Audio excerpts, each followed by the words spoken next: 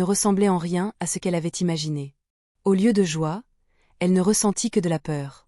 La chambre d'hôpital de Manchester sentait l'antiseptique et la poudre pour nouveau-né, mais Margaret n'y percevait que la panique. Elle avait promis à son mari, Richard Whitmore, un fils. Un héritier pour perpétuer l'empire Whitmore. Mais lorsque l'infirmière lui tendit une petite fille, le cœur de Margaret se serra. Non, non, ce n'est pas possible, murmura-t-elle en fixant le nourrisson fragile. Les petits cris du bébé semblaient faire écho à sa propre angoisse. Richard ne me le pardonnera jamais. Il ne doit pas savoir. Avant de continuer, dites-moi dans les commentaires, d'où regardez-vous cette vidéo? Et si vous aimez ce genre d'histoire, abonnez-vous à la chaîne, mettez un pouce bleu et partagez cette vidéo. Revenons maintenant à notre récit. L'infirmière, Catherine Miller, avait une quarantaine d'années. Ses mains usées par le travail, ses yeux fatigués et ses rides profondes racontaient des années d'épuisement. Elle travaillait en double équipe depuis longtemps, survivant à peine. Son petit appartement était encombré de factures impayées, d'un évier qui fuyait et d'un réfrigérateur presque vide. Alors, quand Margaret Whitmore la supplia, son estomac se noua comme jamais.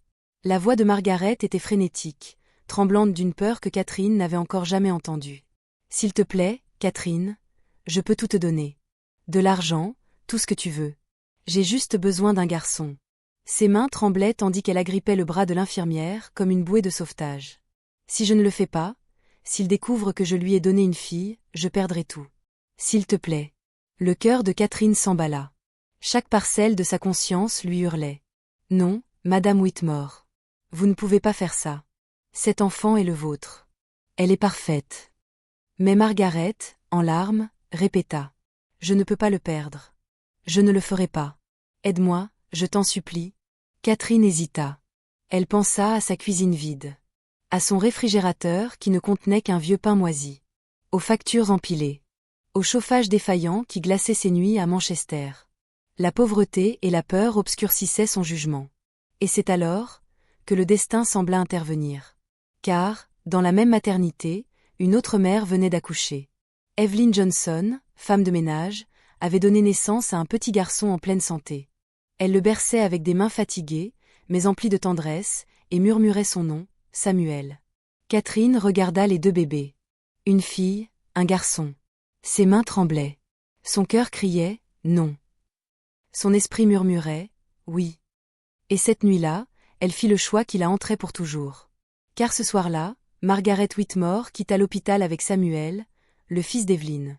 Tandis qu'Evelyn rentrait chez elle avec Grace, sans savoir qu'elle élevait l'enfant d'une autre femme. Les années passèrent comme un fleuve rapide. Samuel Whitmore grandit dans le luxe. Jouets coûteux, professeur particulier, vêtements de marque, une immense maison au sol de marbre et au lustre de cristal. Mais il devint arrogant, égoïste, ingrat. Il insultait ses parents, méprisait les domestiques, et ne voyait pas la chance qu'il avait reçue. Richard tenta de le guider, mais rien n'y faisait. Leur maison devint un champ de disputes. De son côté, Grace grandit dans la misère. Avec sa mère Evelyn, dans une petite maison modeste de la banlieue de Manchester. Chaque jour, Evelyn travaillait sans relâche, ménage, lessive glacée, long trajet à pied, juste pour survivre. L'argent manquait toujours. Les repas étaient parfois légers, parfois inexistants. Mais Grace resta forte. Elle étudiait à la bougie quand l'électricité était coupée, faisait de petits boulots le week-end et rêvait d'une vie meilleure. L'amour d'Evelyn nourrissait son courage, lui apprenant la résilience et la compassion. Quant à Margaret, elle essaya d'enterrer sa culpabilité. Elle espérait que le temps ferait disparaître ce poids. Mais il ne disparut jamais. À chaque anniversaire, à chaque fête, elle sentait ce secret peser sur sa poitrine comme une pierre impossible à soulever. Puis, 25 ans plus tard, tout changea. Catherine, l'infirmière qui avait orchestré cet échange fatidique, réapparut. Elle avait tenté de tourner la page. Elle s'était mariée, avait eu des enfants, avait vécu une vie apparemment paisible. Mais la culpabilité, elle, ne l'avait jamais quittée. Et ce jour-là, Catherine révéla enfin la vérité à Margaret et à Evelyn. Les bébés avaient été échangés. Grace était la fille de Margaret. Et Samuel appartenait à Evelyn. Cette révélation brisa les deux familles. Dans le manoir des Whitmore, Margaret fixait Grace, désormais adulte. Une femme forte, indépendante, accomplie. Ses 12 yeux bruns reflétaient autant de gentillesse que d'intelligence. Les larmes coulaient sur les joues de Margaret. « Ma Grace, Mon propre enfant, murmura-t-elle, la voix étranglée par l'émotion. Richard Whitmore, lui, explosa de colère. Il frappa du poing la table en acajou poli de la salle à manger. Le son résonna sur les murs du manoir. Tu m'as menti, Margaret. Comment as-tu pu laisser l'enfant d'une autre femme hériter de notre empire, alors que ton propre sang vivait dans la pauvreté? Margaret s'effondra à genoux, tremblante. J'avais peur, Richard. Je croyais que tu me quitterais si je te donnais une fille. Je ne savais pas quoi faire d'autre. Mais le regard de Richard resta froid, impitoyable. Tu as choisi la peur plutôt que la vérité. Tu as choisi la tromperie plutôt que l'honnêteté. Je ne sais pas si je pourrai un jour encore te faire confiance. Samuel, le fils que Margaret avait élevé, ne faisait qu'ajouter au chaos. Convaincu d'être l'héritier légitime, il était devenu arrogant, cruel, irréfléchi. Chaque fois qu'on le confrontait à ses erreurs, il criait, insultait, refusait toute responsabilité. Margaret et Richard se retrouvaient impuissants, prisonniers d'un fils qu'ils ne reconnaissaient plus. Grace, en revanche, avait trouvé une autre voie. Elle avait transformé la douleur en force. Études, travail acharné, persévérance. Elle s'était construit une carrière, une indépendance, une dignité qu'aucune pauvreté n'aurait pu lui voler. Et jamais elle n'oublia Evelyn. La femme qu'il avait élevée, protégée, aimée sans condition. Un jour, Grace acheta une nouvelle maison pour elle. Une maison remplie de confort, de chaleur et de sécurité. Elle prit la main de sa mère adoptive et lui dit doucement. « Maman, tu m'as donné tout ce que tu pouvais.